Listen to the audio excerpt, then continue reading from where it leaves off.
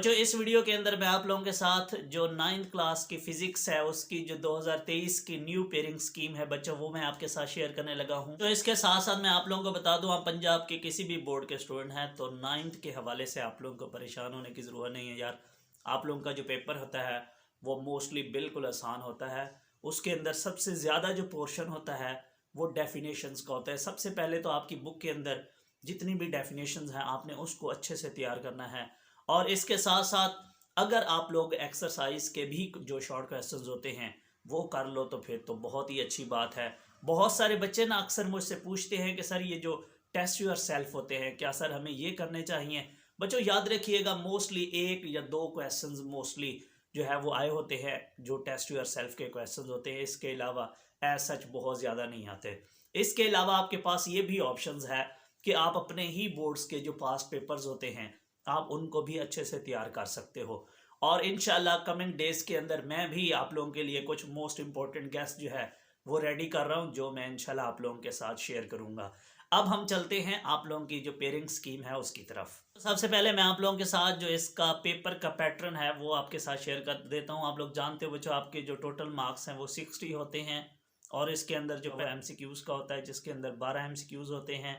जो दूसरा आप लोगों का पोर्शन है, दूसरा क्वेश्चन है बच्चों वो शॉर्ट क्वेश्चंस का होता है जिसके अंदर 3 पार्ट्स होते हैं और टोटल आप लोगों के हर पार्ट के अंदर 8-8 शॉर्ट क्वेश्चंस होते हैं और उनमें से आप लोगों ने अटेम्प्ट जस्ट जो है वो 5-5 करने होते हैं। सेम इसी तरीके से अगर मैं लॉन्ग क्वेश्चंस की बात करूं तो लॉन्ग क्वेश्चंस टोटल बच्चों आप लोगों के होते हैं 3 जिसके अंदर आपने जस्ट 2 अटेम्प्ट करने होते हैं और हर लॉन्ग का जो एक पार्ट होता है वो ए होता है और दूसरा जो है वो बी होता है।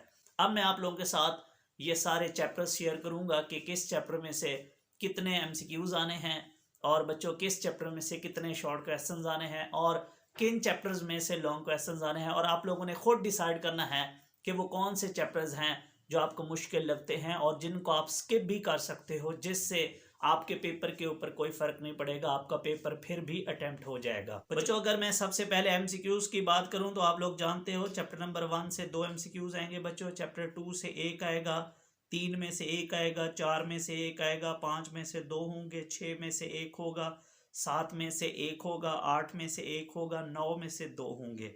अगर मैं शॉर्ट क्वेश्चंस के पोर्शन की बात करूं तो पहले पोर्शन के अंदर चैप्टर 1 से 3 होंगे, 2 में से 3 होंगे, चैप्टर 3 में से 2 होंगे।